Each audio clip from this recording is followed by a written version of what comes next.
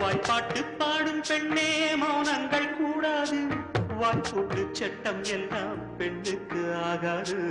வண்டெல்லாம் சத்தம் போட்டால் பூஞ்சோலை தாங்காது முட்டுக்கள் சத்தம் போட்டால் வண்டுக்கு கேட்காது அடிக்கு பின்னாலே